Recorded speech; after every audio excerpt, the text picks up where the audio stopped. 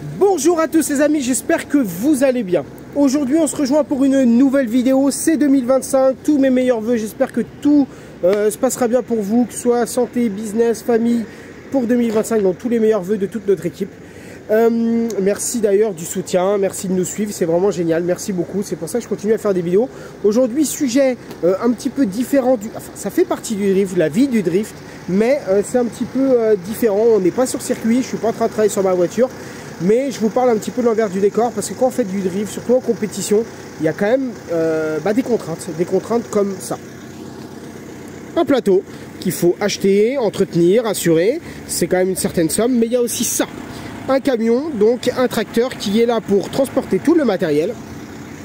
Donc tout le matériel, transporter les copains, transporter le plateau avec la voiture. Et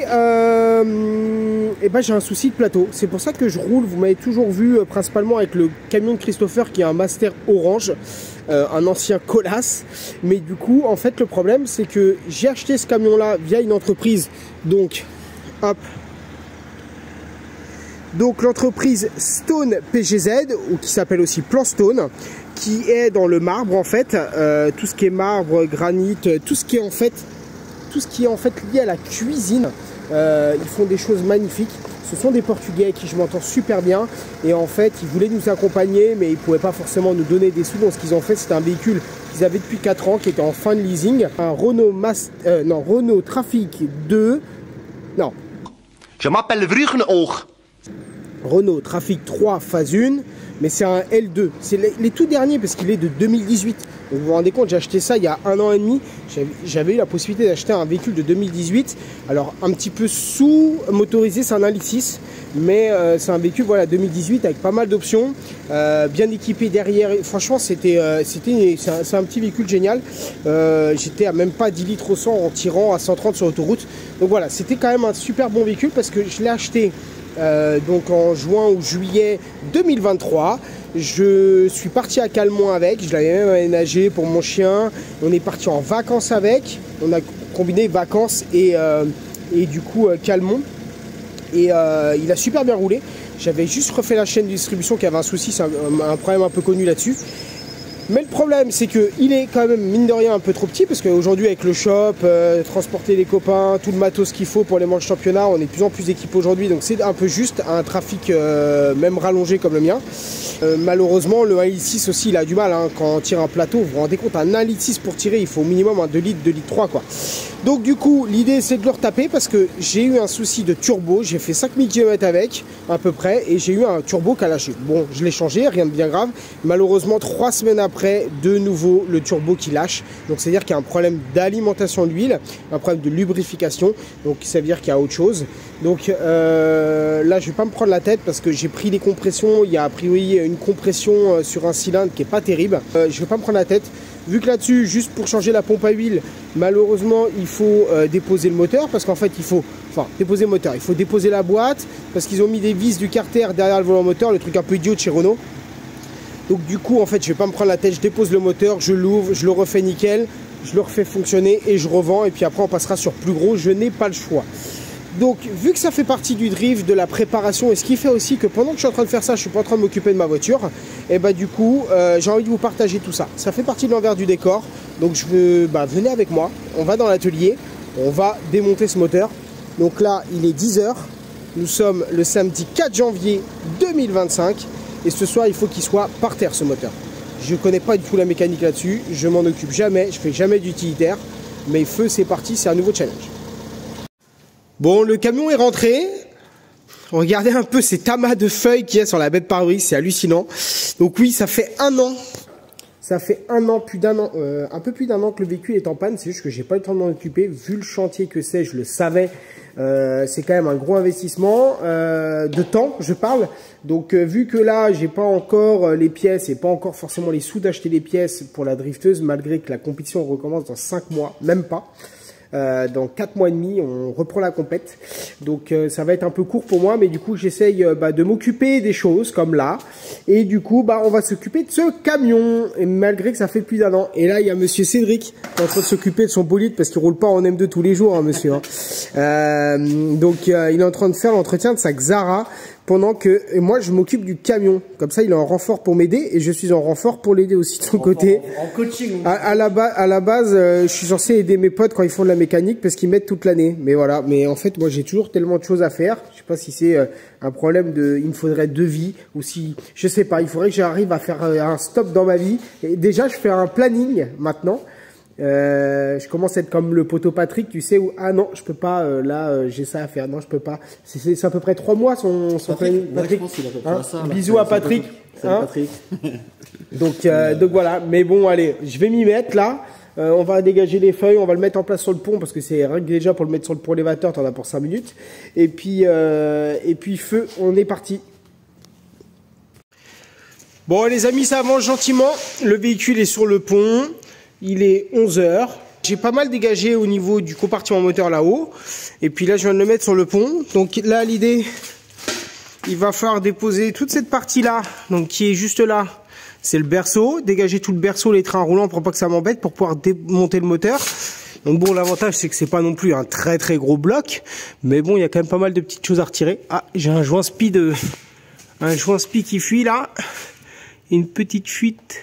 Ouais, c'est ça, des petites fuites de joint spi qui se fout sur la durite au-dessus. Il va falloir solutionner parce que sinon ça va bouffer la durite. Donc voilà. Et puis je me suis aperçu que le compresseur de clim aussi, regardez. Ça, à la base, il n'y avait pas de souci. Mais bon, allez. On se démonte le berceau. Comme ça va laisser de la place. C'est parti, feu. Bon, ça commence à être le bazar. Vivement que je redescende le camion pour pouvoir ranger un peu le bordel dedans. Et oui, démontage du pare-choc avant parce que au lieu de raccorder tout simplement, bah, ils ont mis prise là pour la clim, la prise qui ne sert à rien. Je sais pas pourquoi ils ont mis ça. Il n'y a que 2-3 fils, peut-être un capteur de température qui n'existe pas, j'en sais rien. Mais en tout cas, c'est derrière ici, derrière le pare-choc. Donc obligé de tomber le pare-choc pour y accéder. Voilà, bah, ça commence à être une belle merde hein, parce qu'on a mangé et tout. Il doit être 15 h. Et j'ai toujours pas desserré le support moteur. Bon, franchement, je prends vraiment mon temps. Hein. Mais ouais, c'est chiant. Ça me saoule, il fait froid. On n'a pas de... Hop, je vais poser ça. On n'a pas de chauffage au garage, il est en panne. Alors là, autant vous dire qu'il faisait moins 5 ce matin, je crois. Donc là, ça caille un petit peu, c'est un peu relou. Mais bon, bref, en tout cas, voilà. Allez, on continue. Comment ça va, Cédric? En forme, après une bonne journée de boulot. Ouais. Attends, donc on va regarder ça. Il est quelle heure là? Il va être 6 h. On est le combien aujourd'hui? Je crois que tout à l'heure j'ai dit une connerie. Le 4. 4? Ah non, bah c'est bien ça, on est le 4. Bon, du coup, il va être 6 h. Cédric, il a quasiment fini sa voiture. De mon côté, le camion, regardez, il est sur ses roues. Donc j'ai remis la ligne d'échappement en place, les cardans. Parce que les cardans, pourquoi? Parce que c'est un truc tout bête, mais si vous ne mettez pas les cardans, il y a un risque que le roulement s'ouvre. Donc du coup, je remets les cardans, ce qui vient écraser le moyeu de roue avec le roulement. Et du coup, ça fait que ça risque pas de se barrer quand on braque en déplaçant la voiture. Donc les cardans sont en place. J'ai refoutu la ligne d'échappement pour pas perdre trop de place. Le pare-choc pour faire croire que le véhicule n'est pas en panne. Regardez. Et impeccable. Voilà. Et du coup, bah, ça fait que le camion, on va le remettre en place dehors. Ce qui va me permettre de pouvoir travailler dessus, déshabiller tout ce petit merdier là. Et il y a vraiment plein de petits trucs hein, sur ce moteur. Hein. Le FAP, le turbo, voilà. Donc là, je vais voir, je vais essayer de mettre au moins vite fait le moteur sur la chèvre. J'ai vu qu'il y avait 2 points d'ancrage assez stratégiques, un là et un là. Donc c'est très bien, comme ça je vais pouvoir le mettre en diagonale là, enfin ça va faire un V là, tac, avec une chaîne, et puis du coup je vais pouvoir sauter la boîte tout de suite, comme ça je la mets dans le camion avant de sortir le camion. Ça serait même cool, comme ça je gagne du temps et je me fais juste sur un petit chariot à roulettes, ça suffira pour tenir le moteur. Allez, je fais ça et à la rigueur je vous reprends en vidéo. Les amis, la journée est terminée. Je suis bien content parce qu'elle est longue, mine de rien, fatigante, même si ça s'est très bien passé, j'ai travaillé tranquillement. On voit que le trafic, il est super haut. Regardez, il est un peu en roi arrière. Au fur et à mesure peut-être de la semaine, en tout cas du moins samedi prochain, je me mets à le dépouiller et trouver ce qui ne va pas dedans. C'est l'objectif pour pouvoir le réparer. Objectif, réparation du trafic en moins de 4 semaines. Enfin, du moins en un mois. Début février, il faut que ça tombe. Combien d'heures, combien de jours? Je compte pas, j'en sais rien, il faut que ce soit fini. Parce qu'à partir de février, je m'occupe de ma caisse. J'aurai que 3 mois pour la faire, donc il va falloir que ça speed. Bon, allez, je vous fais la suite dans la continuité de cette vidéo, mais ce sera un jour suivant pour moi. C'est parti. Nous voici donc dans l'atelier, le moteur est là avec mon petit tabouret pour travailler. Et donc, hop, on va mettre une petite lumière, même si on voit déjà très bien. Donc on voit très bien ici que la tôle est toute neuve, donc ça va être plus sympa de démonter, parce que quand on est sous le camion, il faut démonter le berceau pour ou au moins du moins le suspendre. De souvenir, non, je démontais le berceau mais je laissais la crémaillère, mais après il faut démonter toute la partie FAP pour avoir accès au turbo et pouvoir démonter ce turbo. Donc là ça va être plus rapide, et l'idée c'est d'aller contrôler du rythme d'alimentation et de retour, voir si je vois quelque chose de particulier, mais surtout l'alimentation. Allez, c'est parti. Bon les amis, j'ai démonté toute la partie FAP, turbo et la partie aussi refroidissement et EGR.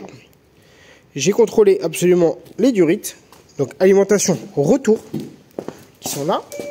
Alimentation retour pas bouchée, les vis pas bouchées, et j'ai contrôlé aussi au niveau du moteur, là où il y a l'orifice d'entrée, l'orifice de sortie d'huile, enfin de sortie d'huile pour l'alimentation, d'entrée d'huile pour le retour, et en fait il n'y a rien, tout est libre. Donc le turbo en effet il a pris un peu de jeu, donc lui il a pris une claque au niveau de la lubrification. À la rigueur, ce que je préfère, je les amènerai chez mes amis de 2N Turbo qui sont mes partenaires, qui m'ouvrent le turbo pour me dire si c'est ok. J'ai déjà un turbo qui a été refait par eux, donc prêt à être monté, mais d'abord il faut que je trouve ce problème d'alimentation d'huile. Donc là ce que je fais, je vais démonter volant moteur, embrayage. Je vais libérer le moteur d'ailleurs de Chris qui est actuellement sur le support moteur, le N54, et comme ça je vais pouvoir mettre ce moteur sur le support moteur, ce qui permettra de le retourner et regarder ce qui se passe au niveau du bas moteur, pompe à huile, lubrification. Go! Bon, juste pour la petite blague, on se rend pas compte, je vous dis oui, je démonte le volant moteur, embrayage, je mets ça sur le support, mais c'est un truc de ouf parce qu'il y a beaucoup de choses à faire, et en plus tout seul c'est galère. Voilà, j'ai dû remettre la chèvre, la chaîne, le support, retirer le moteur de Chris qui était sur le support, trouver les bonnes vis à la bonne longueur, prendre une tige filetée, la couper, tout ça. On se rend pas compte, mais c'est un sacré taf. Et là, tout seul, il va falloir que je puisse enquiller le support moteur dessus et le faire tomber sans que ça fasse tomber le moteur par terre, enfin le rabaisser. Sachant que j'ai un truc 3 roulettes, c'est pas très stable. Donc, on voit dans 2 minutes si je suis bien sur le support et pas par terre. Bon, sur le papier, tout s'est bien passé. Sauf qu'il restait beaucoup de liquide d'enfouissement. Donc j'en ai eu qui a coulé partout, j'ai horreur de ça. Et du coup, j'ai dû vider mon sac de sueur. Voilà, magnifique. Donc maintenant, il faut que je nettoie tout avant de pouvoir commencer à travailler. Parce que j'ai horreur de travailler dans la merde. Bon, allez, c'est parti. Bon les amis, j'ai réussi à le retourner. Pas simple, l'histoire, j'avais peur vraiment de me le prendre sur la gueule. Mais du coup, c'est bon. Je vais travailler comme ça je suis bien à l'aise. La seule chose, regardez, j'ai tellement pas réfléchi, des fois je fais des trucs un peu bêtes. Je dois retirer le carter inférieur. Sauf que le carter inférieur, je me suis pris dessus. Je suis débile, hein. Et vous voyez, donc je disais pas de bêtises, enfin on m'a pas dit de bêtises, c'est qu'en fait, je suis obligé de retirer le joint spi pour retirer le carter inférieur. Non mais qu'est-ce qu'ils sont débiles. Là, regardez, il s'arrête là. Et si je veux retirer, il faut... Non mais... Pas mal, non? C'est français. Les amis, on se retrouve le lendemain, nous sommes le samedi du coup 11. Je vous ai pas filmé la fin de journée hier parce que j'étais énervé. Pourquoi j'étais énervé? J'ai retiré tout le bas moteur, donc le carter inférieur, j'ai réussi à le décoller. C'était un petit peu la misère. Et en fait, dans la partie pompe à huile, je regarde un peu les cylindres et tout, je vois rien de particulier, donc je parle d'en dessous du moteur. Je vois rien de particulier, j'ai la chaîne qui est un petit peu, j'ai l'impression un petit peu détendue, hein. Je pense que la chaîne de pompe à huile a quelque chose, je pense que la pompe à huile a aussi quelque chose. Donc pour rappel, les seuls symptômes que j'ai eu, c'est on a la voiture où le turbo a lâché et 3 semaines après j'en ai mis un autre, il a relâché de nouveau, donc c'est à dire que j'ai un problème de graissage. J'avais un problème de compression sur un cylindre et donc turbo qui lâche, problème de compression et l'huile qui devient très très noire assez rapidement, qui sent une odeur pas très bonne, voilà. Mais sinon, pas de code défaut, il roule même s'il fume parce qu'il consomme de l'huile liée au turbo qui a lâché. il marche super bien. Et la seule chose que j'ai depuis que j'ai acheté ce véhicule, qui le faisait déjà sa propriétaire, vraiment un petit bruit quand il n'y a pas de musique, pas de ventilation, au ralenti, on entend un petit tac, tac, tac, tac, tac, et qui accélère, qui fluctue en fonction du régime moteur. Voilà. Donc, je ne connais pas ce moteur. Je suis en train de le découvrir. L'idée, c'est de pouvoir tout solutionner. Donc, je vais remettre à neuf. C'est pour ça que je me suis un petit peu énervé. J'ai tout démonté. Comme tu peux montrer, Cédric, là, le faisceau complet. C'est long à démonter toutes ces petites choses-là. Donc là, le moteur, vous avez vu, il a bien réduit de taille. Attends, je vais pousser un petit peu la chèvre. Voilà. Il a bien réduit de taille. Les pièces qui ont été démontées s'accumulent au sol. L'idée, c'est de tout trier, tout ranger tranquillement. Mais voilà, du coup, là, on a un peu de place. Je vais continuer à faire un peu de place. L'idée, c'est qu'il soit ouvert ce soir complètement, que je puisse balancer mes commandes de pièces dès lundi et rebosser dessus au plus vite. Il faut, voilà, dans 3 semaines, il faut que ça retourne ce truc-là. Donc voilà, donc l'idée, ça va être pompe à huile, chaîne. Je pense que je vais faire les segments, contrôler que le bloc n'ait pas de problème. Là, ce que je veux voir en déculassant, c'est voir s'il n'y a pas une soupape qui a un problème, un poussoir, tout ça. Je vais refaire tous les poussoirs. Je vais refaire un truc un peu clean. Bon, allez, go, c'est parti! Bon les amis, comme vous pouvez le voir, c'est un petit peu avancé. Donc du coup, je me suis énervé, j'ai retiré tout ce qui restait derrière, mais il n'y avait plus grand chose derrière. Si, collecteur d'échappement, la pompe d'injection à virer, j'ai viré pompe à vide, tout ce qui gênait. Tout le système d'injection couvre-culasse est tout là-haut. Le reniflard, j'ai l'impression qu'il est un petit peu bouché. Il met un petit peu de résistance, j'ai la sensation. Collecteur ici d'admission, tous les supports, tout ça, tout, voilà. Et là, j'ai viré la partie chaîne. Alors la chaîne, je l'avais déjà faite. Ça se voit parce que j'avais mis des gros pâtés, parce que normalement, on est obligé de démonter le moteur pour pouvoir faire cette distribution-là. Moi, je l'ai faite sans démonter le moteur, ce qui fait qu'il y avait très peu de place. Donc j'avais un peu charbonné en pâte à joint, hein, c'était bien étanche. Et en fait, donc là, la chaîne, c'est celle avec la modification, là, avec les patins tout neufs, on le voit. Mais moi, ce qui me tracasse un petit peu, c'est ça. C'est la petite chaîne à huile. Alors, elle est censée être un petit peu détendue, ça c'est clair. Enfin, d'être assez lâche. Il n'y a pas de tension dessus, il n'y a pas de tendeur. Mais moi, ce qui me tracasse, c'est que là, elle a vachement de jeu, comme ça. Elle a un jeu, je trouve, de dingue. Et en fait, quand je la fais tourner, je sens qu'il y a un truc qui va pas, qui est pas clair là-dedans. J'ai l'impression, vous savez, qu'elle s'est un peu grippée. Il y a du retard quand on la tourne. Je sais pas comment vous expliquer, mais là, je peux pas vous le faire. Mais en gros, j'ai l'impression que elle se tord un peu dans tous les sens sur la partie qui n'est pas en tension, la partie retour. Comme si que là, ça a du mal à... Bon, bref, je me comprends. Mais en tout cas, j'ai l'impression que il y a un truc qui va pas. Ce qui pourrait, pour moi, peut-être, c'est ça qui me générerait le petit bruit qui gigote, qui clacote un petit peu. Je pense que c'est elle. Mais pour moi, la pompe à huile a un souci. La chaîne a un souci. Mais le problème, c'est que pour moi, c'est sûrement la cause. Donc la pompe à huile qui débite pas assez, le petit bruit avec la chaîne. Mais la conséquence, c'est que j'ai perdu de la compression et il faut tout refaire. Donc voilà. Allez, je continue, j'avance. Bon, du coup, les amis, cette journée va se terminer par la fin de la vidéo, ou en tout cas cette journée. Donc le moteur, regardez, il est complètement à nu. Donc j'ai retiré la partie vilebrequin. Il y a Cédric qui m'a fait un petit coup de main pour nettoyer les pièces. Je sais plus où on s'est arrêté. Culasse. Culasse, elle était serrée, mais ça se voit que c'est un diesel, truc de ouf.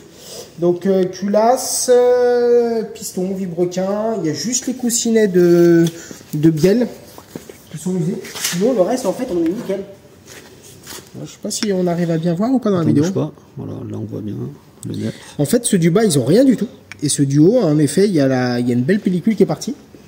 Donc c'est un peu l'inverse de ce que j'ai l'habitude de voir. Parce que d'habitude, c'est plutôt celui du bas.